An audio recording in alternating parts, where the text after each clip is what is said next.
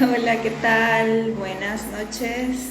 Hoy, como todos los miércoles, estamos en La culpa es de Mercurio, hablando un poco de psicoterapia, existencialismo, psicología. Así que vamos a esperar que Camilo se conecte y tenemos un tema que para mí es apasionante. Vamos a hablar de el autismo, una condición invisible. Vamos a esperar que se conecte. Y pues bueno, comentarles que el día 2 de abril se conmemora el Día Internacional de la Concienciación sobre el TEA. Así que, pues nada, hablando de autismo el día de hoy y todos los días que sean necesarios. Vamos a invitar a Camilo, que ya llegó por acá.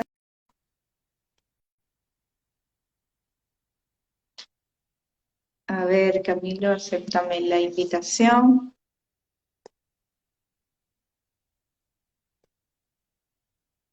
¿Listo? Esperemos que se conecte.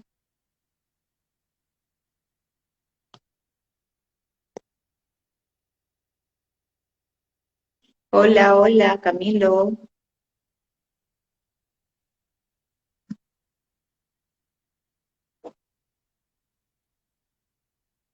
Dice que me lo envió, pero no sale.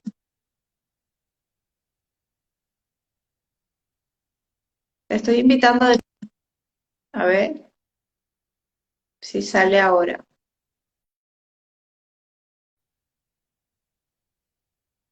Entonces les decía que estábamos allá listo. Pero tu cámara está como ahora sí. Listo, ahora sí. ¿Qué Hola, tal estás? Buenas noches. buenas noches. ¿Cómo estás? Bien, te comentaba que estaba nervioso, pero bien. Hay mucho frío ya aquí en Lima. Bueno, por lo menos el día de hoy he sentido mucho frío, así que por aquí de repente me abrigo un poco más. Aquí comentándoles que vamos a hablar hoy de autismo. Genial, súper. Tu tema muy interesante. A ver, no sé si quieres comenzar. Listo, dale. El día de hoy vamos a hablar sobre uno de los tantos temas tan interesantes que vemos el día de hoy en nuestros espacios. Y este tema es muy especial porque vamos a tener a una persona que ya han hablado con ella. Ella les dio la introducción. Una persona, una profesional muy, muy experticia en el tema. Lleva Lai Portillo ya un buen tiempo trabajando con personas que llevan esta condición, no solo con niños, que es su más fuerte, sino también con adultos. Entonces, eh, todo lo que hablemos el día de hoy va a ser desde una amplia experiencia como profesionales y también como personas que poseen la condición como tal, en mi caso. ¿Listo? Sí, bueno, Entonces, tengo aproximadamente 14 años conociendo personas con autismo, ujú, pero 10 trabajando con personas dentro del espectro, desde bebés hasta adultos mayores. Eh, los he conocido en casi todos los ciclos vitales, casi todos, no, de repente se me escapa alguno. tal vez He viejitos, ¿no? conocido, he conocido personas eh, cuando son niños, he conocido adolescentes, he conocido adultos jóvenes, he conocido adultos entre los 40 y los 50, he conocido personas ya de la tercera edad, he conocido con altas capacidades, con altos niveles de funcionamiento, he conocido también personas con muchos desafíos y muchas dificultades en muchas áreas, dentro y fuera de la escuela, en un ambiente laboral, en un ambiente familiar y hasta como amistades. Así que no puedo decir que conozco del todo a las personas dentro del espectro porque siento que cada persona es diferente y cada persona tiene un mundo que mostrarnos, pero sí he aprendido a identificar eso pequeñito que los diferencia. Tengo muchísima afinidad y muchísima empatía para las personas dentro del espectro del autismo. Siento que disfruto mucho su compañía, más allá de que si los puedo ayudar o no, disfruto mucho su compañía, disfruto mucho las cosas que me pueden mostrar y la forma de ver el mundo. De lunes a sábado veo aproximadamente unos 10, 11 personas diferentes dentro del espectro. Atiendo personas con distintas características, pero son mis consultantes con mayor fuerza en la consulta y disfruto mucho, mucho estar con ellos. Creo que es lo más importante de mi trabajo, que yo disfruto mucho lo que hago y me encuentro fascinada por lo que una persona con esta condición me puede mostrar. De esa manera, tú dices algo muy importante y es que dentro del espectro, el autismo tiene diferentes formas de presentación, diferentes formas en las cuales se pueden notar, se pueden ver, y por ello es que se le menciona como un espectro y no tal vez como solo autismo o solo trastorno de, sino como una condición del espectro autista. Entonces yo quisiera saber desde tu gran experticia, em, ¿cómo se podría definir el autismo? Está viendo que es tan diverso. Sí, de hecho, hablaste de una palabra clave que es el espectro, es decir, un universo de posibilidades que se reúne a presentar tres elementos que son nucleares, pero que no, que por ser nucleares no necesariamente son iguales en cada persona. El autismo va a depender de cada individuo y de la expresión de cada individuo. Las características, primero vamos desde lo más clínico. El autismo es una condición neurobiológica, es decir, es algo con lo que la persona nace y que se va a presentar desafíos de acuerdo a la edad de la persona, es una alteración del desarrollo y estos desafíos se ven en el desarrollo desde muy temprana edad, aproximadamente entre los 15 y los 18 meses se empiezan a presentar los primeros signos y los tres elementos que más se ven comprometidos son la interacción social, la comunicación social y el comportamiento restringido. Entonces, estos tres elementos, cada uno de ellos tiene infinitas posibilidades de expresión, infinitas.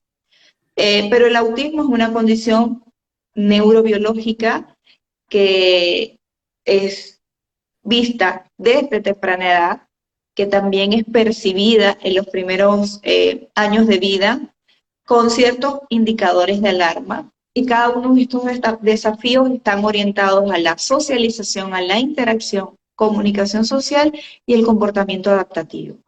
Entonces, básicamente eso, en términos muy básicos, es el autismo. Pero es un espectro porque ninguna persona con autismo se parece a la otra, por lo tanto, cada necesidad de la persona dentro del espectro es diversa y tenemos distintos niveles de funcionamiento, de capacidades, de posibilidades, de expresiones emocionales, sociales y conductuales en una misma clasificación o categoría. Y siempre se lo digo a las personas que conozco, una persona con autismo es un cerebro que funciona diferente y por lo tanto necesita del mundo cosas diferentes y ve el mundo de manera diferente. Y dentro de lo que tú enmarcas de ese aspecto clínico, anteriormente se podía identificar dentro del espectro cinco tipos dentro del autismo como tal, que ya después se convirtió en uno, que ya se volvió por niveles, nivel uno, nivel 2 y nivel 3. Entonces antes se conocía como el nivel más, por así decirlo, leve, que era el Asperger. Luego estaba el generalizado del desarrollo, el trastorno generalizado del desarrollo. Luego estaba el del desarrollo desintegrativo infantil. Y estaba el síndrome Rett. Y luego sí, el autismo profundo. Así es. Ahora todo eso se unió en un paquete y se le dijo, mira, todo esto se va a comprender ahora como todo un autismo, pero ahora es por niveles, niveles de qué tanto son autónomos y qué tanto necesitan de un apoyo ¿O no? externo. Entonces el nivel Claro. uno pues poquito, el 2 moderado y el 3 Y de los compromisos que no están vinculados con el autismo, pero que generan mayores desafíos, como son los compromisos a nivel de lenguaje, a nivel cognitivo y a nivel de autonomía. Ujú. Sale de la categorización el red porque hay una etiología diferente, por lo tanto ya no se describe como autismo, sino como una categoría diagnóstica diferente. También podemos entender que dentro del espectro hay diversas formas de expresión del autismo, por lo tanto no es que son distintas cosas, sino que la forma de expresarse en cada individuo es diferente.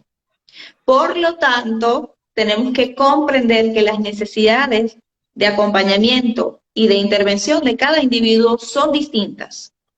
Y que los rasgos en los que se presentan van a depender también no solo del compromiso de la persona dentro del espectro, sino de aquellas cosas que puedan estar asociadas como dificultades del lenguaje, dificultades conductuales, dificultades emocionales, cognitivas y, por supuesto, el manejo de la autonomía y el requerimiento o no de apoyo para desarrollar las actividades de la vida diaria de cualquier individuo en determinada edad. Es decir, las tareas o actividades que cada individuo debe hacer en la edad que tiene.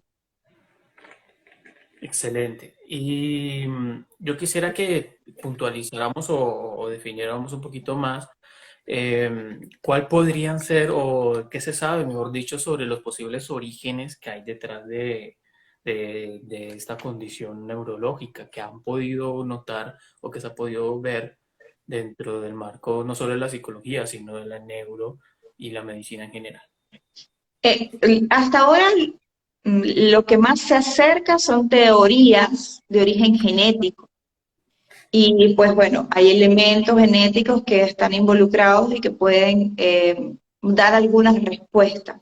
Pero la causa hasta el momento no está clara y pueden haber múltiples factores, tanto genéticos como epigenéticos, que estén involucrados.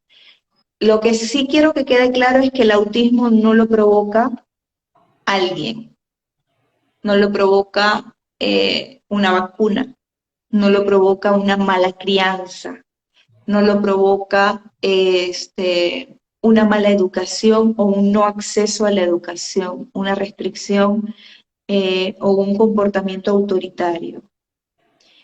Estas condiciones de las que le estoy hablando pueden generar mayores dificultades a la hora de atender las necesidades de la persona dentro del espectro, pero no es quien lo causa. No O que existe también ningún tipo de evidencia, discúlpame, O que decía. también, sí, o que hay algunos de de los orígenes que se hablan y que no se ha evidenciado o no ha habido ningún sustento científico, Correcto, no es hay que evidencia. es que el autismo se entienda como una psicosis infantil que se va desarrollando ya una psicosis adulta.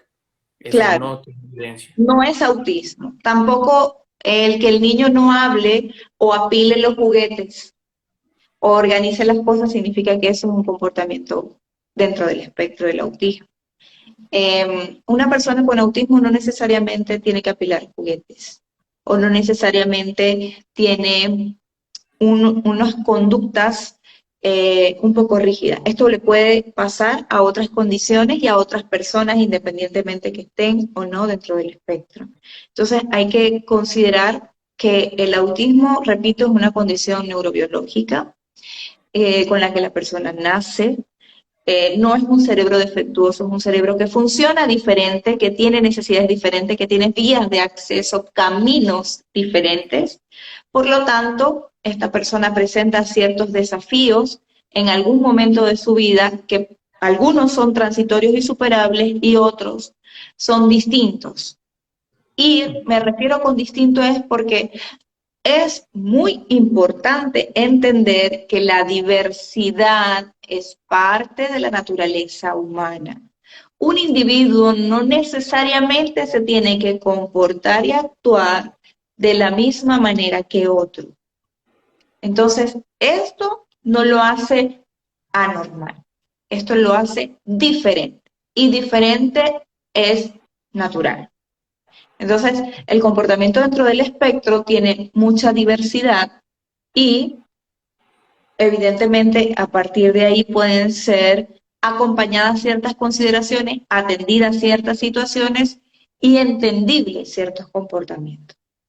Ahí tú dices también algo importante y es el término de cómo diferenciar entre el trastorno y la condición, teniendo en cuenta eso que tú mencionas de la diversidad y de esa forma alternativa de construcción neurológica y de comprensión del mundo como tal. Entonces yo quisiera que dejáramos claro también ese ámbito.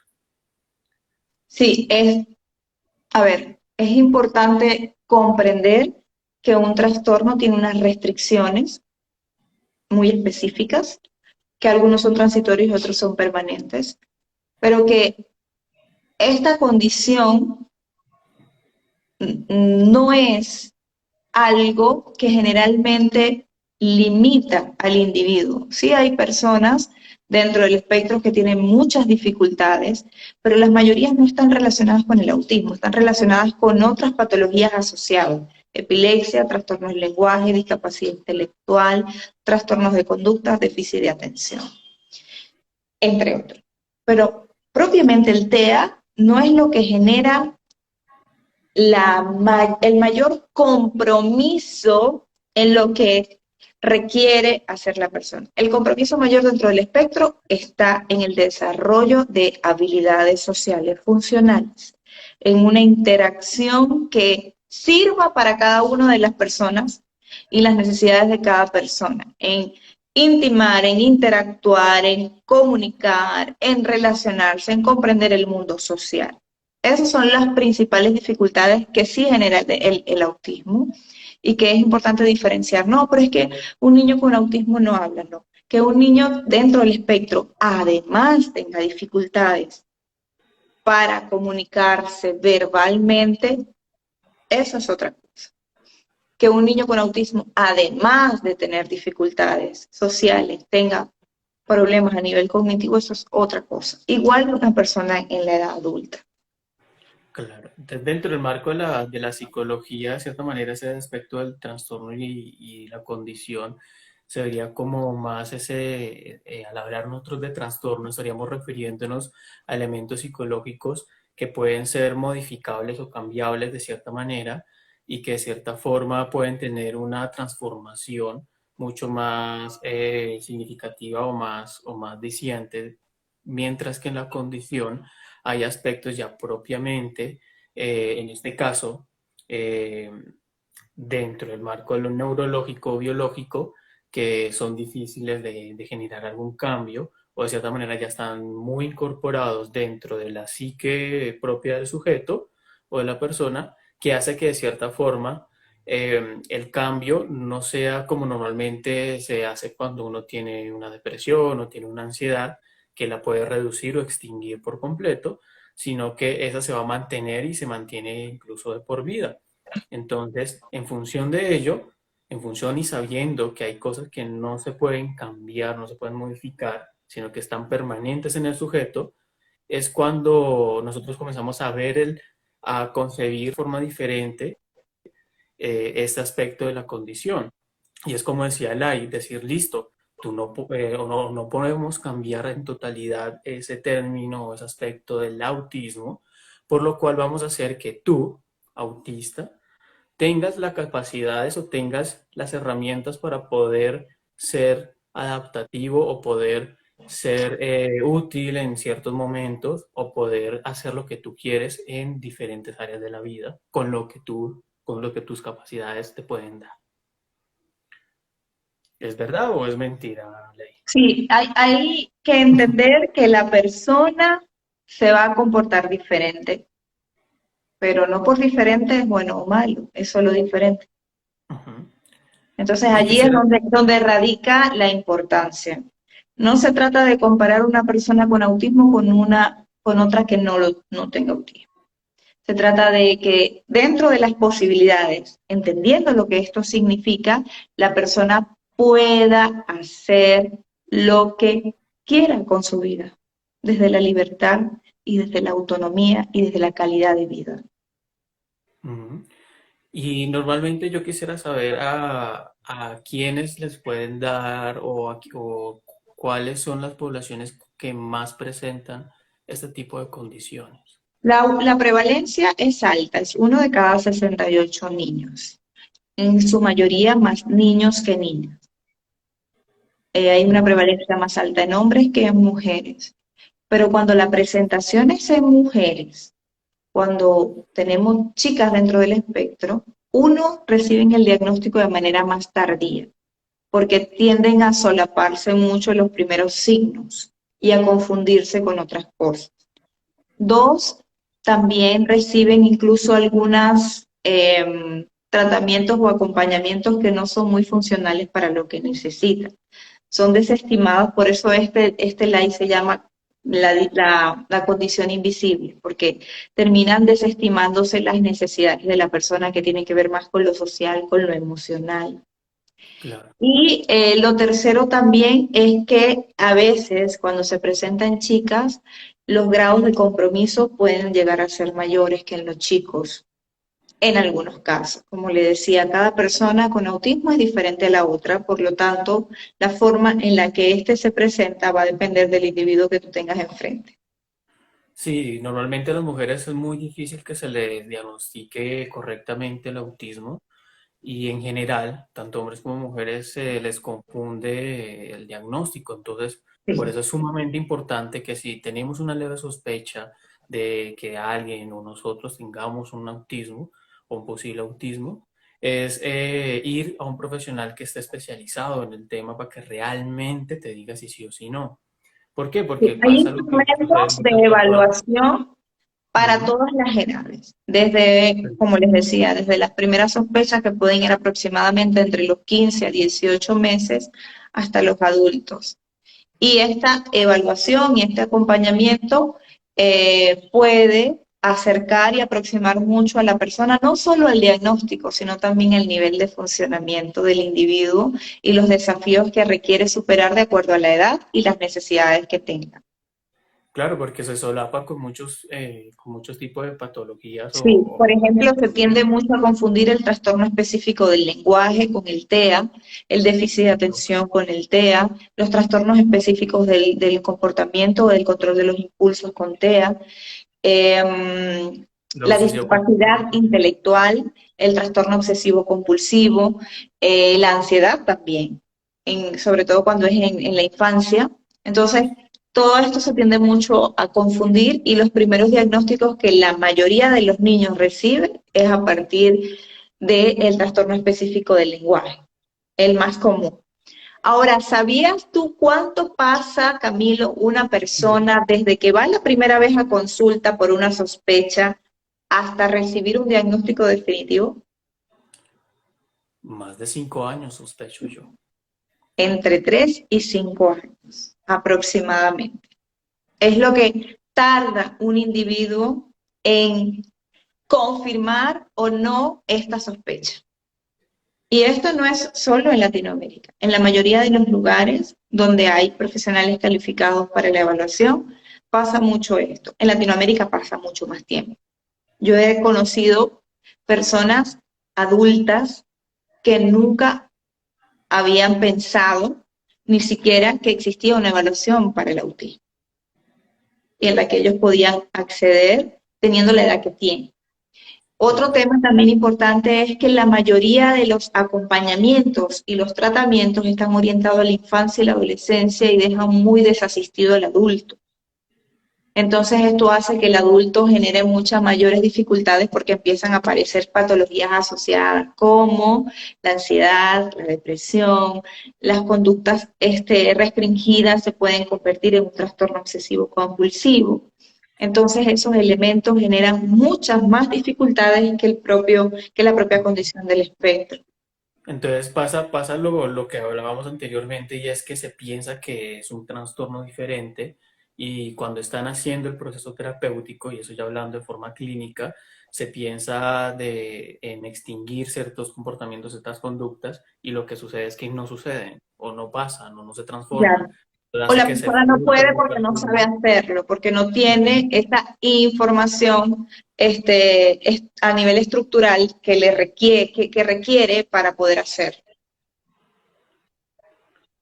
Claro, y entonces no se dan cuenta que están frente a una condición y que hace que de cierta manera esa intervención que han pensado y han mal diagnosticado hace que la persona se frustre más y genere más sintomatologías peores incluso. Sí. Aunque también resulta gratificante cuando puedes acompañar a una persona, sobre todo adulto, que no ha recibido este tratamiento, este acompañamiento en la infancia, y esta persona te logra decir, qué bueno que pude descubrir esto, no importa la edad que tengo, pero que ya a todo lo que me pasó, todo lo que he vivido, tiene un nombre y yo me puedo encontrar a partir de este descubrimiento y puedo incluso aceptar y perdonar aquello que yo creía que hacía mal. Y Claro. eso realmente es maravilloso porque siento que al final del camino, ah, lo más valioso para una persona es poder reconocerse como lo que es. Y las personas dentro del espectro deben asumir esta condición como parte de lo que son. No es lo único que son también, es parte de lo que son. Porque Y también algo, venimos a darnos cuenta de que la persona con autismo es muy estigmatizada y muy minusvalizada. y algo que se marca aún más es cuando ya es en edad adulta, porque lo que tú mismo dices, los programas, tanto intervención como a nivel social, están pensados para los niños y jóvenes incluso, tal vez, y no para los adultos que están teniendo estas situaciones y que están en el trabajo o que están en sus relaciones de pareja o están en otras áreas y no saben si realmente tienen o no la condición o no saben cómo manejarlas. Entonces se hace mucho más abrupto y mucho más denso y pesado poder aprender y aceptar ese tipo de condiciones cuando uno no tiene esa claridad. Cuando son desconocidas o son estigmatizadas o se cree que es solo para la infancia y que esto se supera cuando se es adulto o cuando se es adolescente y que el adulto no necesita asistencia, no necesita compañía, no necesita asesoría, terapia. Y pues bueno, la persona va por la vida tratando de hacer lo que puede, pero realmente esto tiene un precio muy alto que pagar y es el hecho de que puedan aparecer situaciones difíciles de manejar. Sí, y dentro de eso, algo fundamental considero yo es que pasa muchas veces, y eso le pasa a las cuidadoras, a las mamás y a los papás de niños que hacen la transición a adultos, y es que al pensar que eso se quitaba en la infancia y ya no pasaba en la adultez, comienzan a hacer una regresión de ese adulto que necesita crecer, necesita desarrollarse. Así. Y lo que Hay, sucede hay es que se muchos victimizan casos, de bastante. acuerdo al requerimiento de apoyo de la persona con autismo, el cuidador va a pensar que este va a ser un niño eterno. Y en Total. cierto nivel de funcionamiento dentro del espectro esto puede pasar. Puede pasar, por ejemplo, con un nivel de funcionamiento 2 o 3. Esta infancia se, se alargue y cuando este pasa a la adultez tenga muchos comportamientos infantilizados. Pero no es en la mayoría de los casos. No. En la mayoría de los casos el individuo es un niño, es un adolescente y es un adulto, pero que el entorno sigue tratándolo como una persona con menores posibilidades y entonces ahí hay un montón de recursos que no se van desarrollando, sobre todo de afrontamientos sobre lo que significa vivir y para lo que está preparado, como tomar decisiones, qué carrera va a estudiar, en qué va a trabajar, si quiere o no estar en pareja, si piensa o no tener hijos, si un hijo nacería con esta condición, cómo la afrontaría, cómo es lidiar con algunas situaciones sociales que no puede cambiar pero que no comprende del todo, en qué situaciones sociales participar y en cuáles otras no. Todos estos elementos, hasta la elección de una carrera, son importantes que sea acompañada la persona para entender cuáles son sus propias necesidades y sus posibilidades.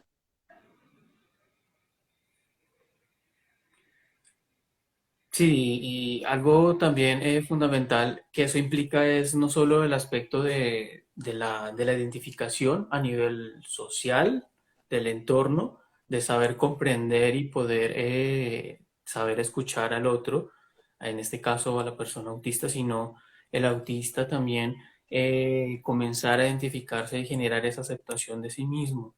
Es algo fundamental y en las cuales uno comienza a darse cuenta y es que si uno no se acepta a sí mismo, no lo va a aceptar nadie más, porque nadie está en la obligación de aceptarte a ti.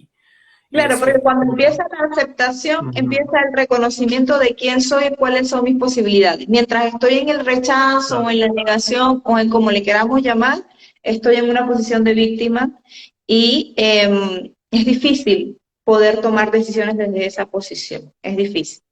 Ojo, no todas las personas dentro del espectro tienen las mismas posibilidades para resolver las situaciones, ni tienen los mismos recursos cognitivos, emocionales, sociales, etcétera. No tienen tampoco el mismo acceso al acompañamiento terapéutico, no tienen las mismas posibilidades educativas, las mismas posibilidades de información. Por eso no podemos hablar de generalidades, no podemos decir todos o ninguno, sino que de acuerdo a la experiencia de cada individuo, es importante que este individuo se vaya dotando de autonomía, de calidad de vida, de capacidad de tomar decisiones, de hacerse cargo de su propia vida, siendo consciente de quién es. claro. Y parte de ese proceso de la aceptación de sí mismo para luego el otro aceptarlo a ti o aceptarte a ti, hace que de cierta manera eso que es invisibilizado se note y de cierta manera se vislumbre incluso más, ya que con eso nosotros aprendemos a potencializar eso que en un principio es debilidad, se vuelve una fortaleza, se vuelva tal vez algo que incluso en situaciones no pensadas pueden incluso ser mejores que cuando, o lo que, sí, mejores de lo que una persona que no tuviese esa condición lo pudiese hacer. Entonces, Claro, empiezas a eh, ver posibilidades dentro de lo que crees que es una limitación. claro, totalmente. Entonces tú ves personas, por ejemplo, con el marco autista que eh, pueden ser muy buenos en el ámbito de la contaduría o en el ámbito de las leyes o La incluso tecnología. en el ámbito de la tecnología. Y sus capacidades como autistas les dan incluso un dote o un Un superpoder, valor que es, agregado. claro, un valor agregado. Y de cierta manera eso se ve muy interesante, como por ejemplo en la serie de Good Doctor, que el protagonista es un autista y ese autismo le sirve a él para poder dar buenos diagnósticos o generar buenos Claro, procesos. tiene su posibilidad para el poder ser mucho más minucioso a la hora de diagnosticar, pero le presenta un gran desafío a la hora de comunicar el diagnóstico. Total. Entonces, por ahí vamos viendo cómo si puede, estamos en posibilidades, pero las posibilidades también van a ser construidas de acuerdo a los desafíos que se van superando. Sí. Y eso hace parte de la realidad, aceptar que hay cosas que no vamos a hacer bien, como por ejemplo en ese caso decir, mira, hablar con el paciente o con el consultante, pero sí vamos a hacer algo muy bien y es el diagnóstico. O, por ejemplo, el ingeniero de sistemas puede derivar o crear un nuevo programa o un lenguaje de programación, pero tal vez ese proceso de comunicar eso a su cliente o tal vez hacerlo más didáctico para el otro puede ser uno de los contras también y eso hay que también tenerlos muy en cuenta. Sí, exacto. Es que el desafío no es cómo lo hago, sino cómo comunico lo que hago y cómo me relaciono y me vinculo con el otro, no solo desde lo que hago, sino desde mi ser persona. Ese es el mayor desafío que pueden presentar. A ver, tú cuéntame, ¿conoces personas dentro del espectro que pudieras de repente comentarnos tu experiencia conociéndolos? Sí, conozco de forma externa a varios dentro de la comunidad y personalmente algo importante que quiero que ustedes sepan es que yo hago parte del espectro autista. Yo soy Asperger en, en un nivel leve Y eso ha sido un proceso también de aprendizaje, también de tener esos espacios. Por ejemplo, esos espacios son difíciles para mí, pero hacen parte de ese ejercicio de desarrollar habilidades sociales y conocer nuevas personas, entre ellos pues tanto personas fuera de la comunidad o fuera de la condición como dentro de. Hay muchas personas fuera de mí, como también está Leonardo da Vinci, está Keanu Reeves, están eh, este Hawking, no Stephen Hawking, sino el actor Hawking.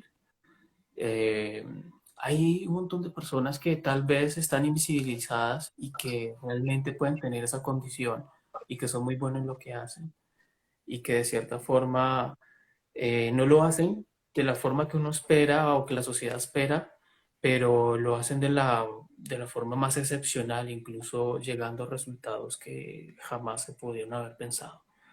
Y creo que eso hace parte del reto.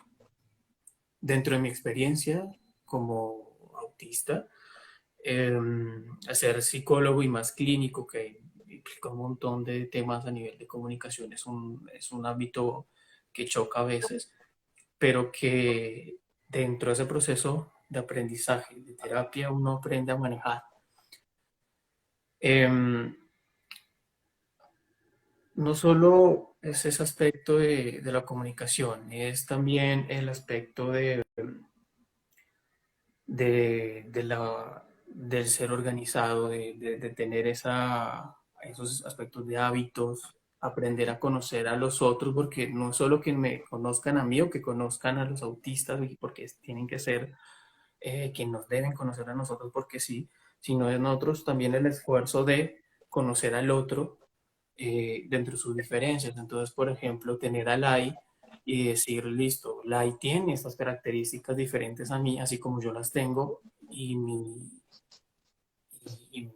y mi ejercicio dentro de ese aspecto de lo social es también aprender a conocer a los otros y saber comunicarme de ciertas maneras. Entonces, eso también hace un aprendizaje y a la medida que uno se aprende, eh, se conoce a sí mismo, se da cuenta de que puede uno sacar del estadio, por así decirlo, en muchas cosas.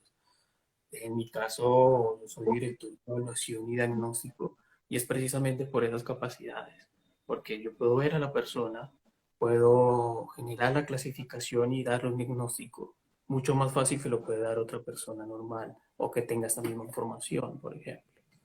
Pero tengo esa dificultad para comunicar o generar un proceso de tratamiento eh, más, más social y más empático muchas veces. Pero eso no significa que yo lo intente y haga la forma para poderlo hacer. No sé, Lai, si tú ¿Y me das... hace cuánto recibiste este diagnóstico? ¿Desde pequeño? ¿Fue desde adulto? Fue un proceso difícil en el sentido de que de niño es muy difícil que uno pueda tener este al alcance porque es carísimo y no se tiene esa educación de decir, hey, pongamos a nuestro hijo a un psicólogo para que lo ayude bien.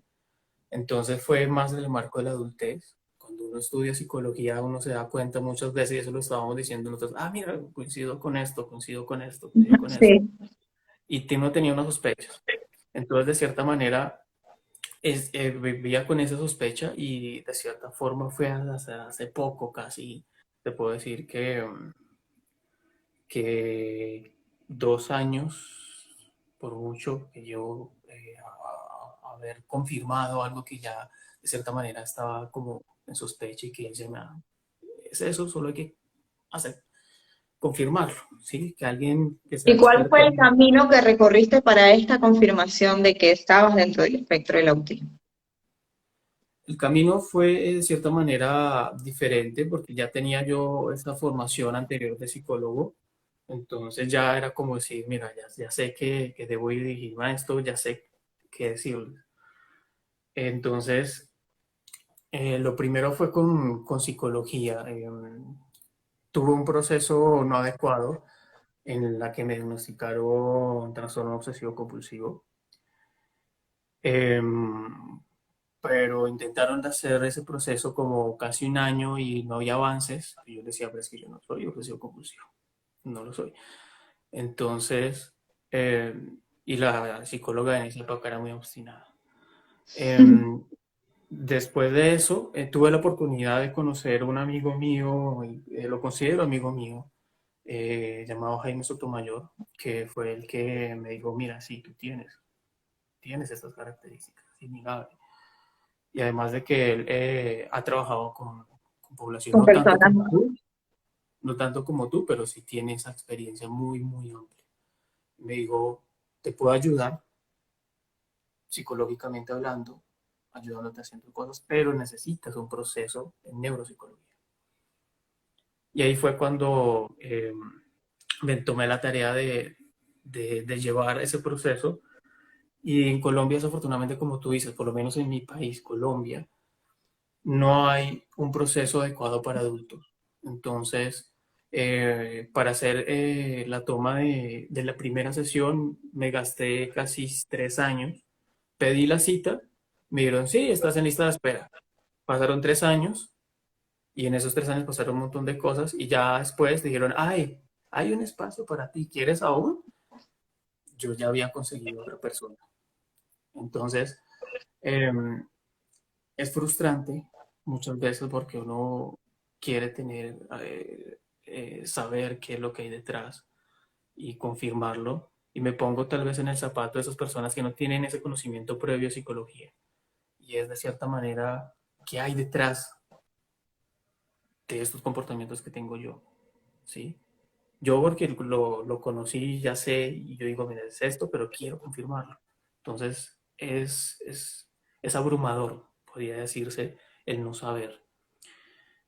Y dentro de las formaciones que tenía yo de posgrado, conocí a Lai, Lai como buena profesional, que es, y más, que se junta mucho de estas personas, vio algo extraño y atípico en mí y nos conocimos. Entonces, entablamos una excelente amistad y tenemos una amistad muy sólida en ese aspecto. Y fue la que dio el primer paso y me dijo, mira, yo te hago la evaluación, esa evaluación que no consigues y que aún estaba en espera, eh, yo te lo hago.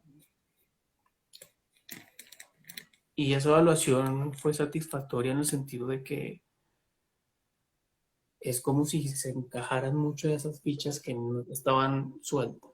Y el momento de que alguien te diga, sí, lo tienes, y lo tienes no de esta forma, sino de esta manera, hace que todo comience a engrenar. Comienza a que tú eh, aproveches muchas más cosas, sientas muchas más cosas, disfrutes muchas más cosas, como también te des cuenta de otras que no son muy, muy beneficiosas. Y adicional a ese proceso de evaluación, eh, ayudó mucho un proceso en psicoterapia eh, más dirigida a estas características, porque una terapia normal no llena, no satisface ciertas necesidades que una persona autista sí puede tener, por ejemplo, en mi caso.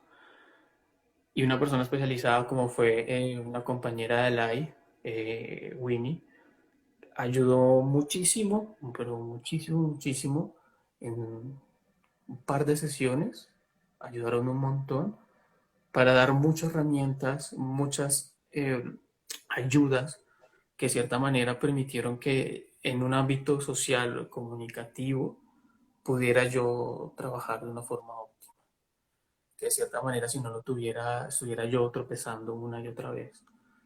Entonces, se hace un proceso sí difícil y muy desgastante y se agradece un montón, muchísimo a esas personas que se toman el tiempo de ayudar a esas personas que buscan una solución, un aclaramiento de las cosas, como fundaciones, como personas como Lai, como Winnie, que de cierta manera permitieron que, por ejemplo, en mi caso, pudiera solucionar lo que tenía muy pendiente muchos años y que por mis características lo tenía ahí constante. Y eso es lo que uno vive como autista adulto, una invisibilización en un mundo donde si eres autista, eres un autista niño, joven, eh, regresado de edad y comportamiento. Pero si no lo eres, tienes que ser una máscara y comportarte como las otras personas, que de cierta manera tienen otras condiciones, otros ritmos diferentes y terminas quemado completamente. Terminas desgastado de muchas cosas. Y hace que de cierta manera eh, no le consigas el gusto a la vida y a la interacción con los demás. Se te vuelve fastidioso incluso. Entonces, eh, es un permanente no estar, no ser lo que eres, sino ser otras cosas, ser otro. Y cuando tú tienes esa posibilidad, como la tuve yo, de tener esas personas acá, eh, permites que eso aflore sin que sea perjudicial para ti ni para los demás. Y de esa manera le das ese espacio del niño permanente y el ser alguien que no eres, abrir ese espacio a esa persona adulta que es autista y que tiene ciertas características, ciertas peculiaridades conductuales, cognitivas, existenciales. Entonces, es un trabajo muy, muy importante, pienso yo. Y es un valor, y te agradezco enormemente el que hayas tenido la voluntad de contarlo, de algo tan personal, porque es un valor importante que se lleven las personas que nos están viendo y a quien se le comparte este video. Uh-huh. La posibilidad y la importancia del acceso a un acompañamiento especializado. Esto marca la diferencia en la vida de las personas. No somos salvadores, no. Tampoco somos quienes van a reparar algo que no está dañado, ni a normalizar algo que no está mal. Somos quienes vamos a acompañar a la persona a reconocer, a conocer y a descubrir sus posibilidades, las que quieran y las que puedan. Incluso si hay restricciones también, ¿qué pueden hacer con eso? Y Y si hasta es, dónde pueden llegar. y si es temprano, mejor, porque te ahorras las frustraciones que tal vez uno como adulto se pudo haber ahorrado si tuviese esa ayuda y se hubiese conocido a sí mismo. Yo, por ejemplo, tuve la oportunidad de poder identificar bien esos temas restringidos que, que me llaman mucho la atención y por eso me fui. Y por eso es que soy psicólogo y por eso es que tengo mi formación en filosofía. Y es porque son esos temas que a mí me llaman la atención. Y si ustedes notan, cuando una persona, un autista se autorreconoce, sabe qué es lo que le gusta, sabe que no le gusta, comienza a funcionar mejor. Si yo no tuviera esa oportunidad o otra persona autista no tuviera oportunidad de autoconocerse anteriormente, estaría trabajando en algo que no le gusta, que lo frustra, si a las personas fuera de la condición, el trabajar en algo que no les gusta, les es deprimente y frustrante, pues imagínense para un autista que no puede cumplir o no puede llenar su satisfacción de tener un tema restringido. Entonces, entre más temprano es muchísimo mejor, creen. Les ahorra mucho sufrimiento a las personas que van a crecer en el futuro.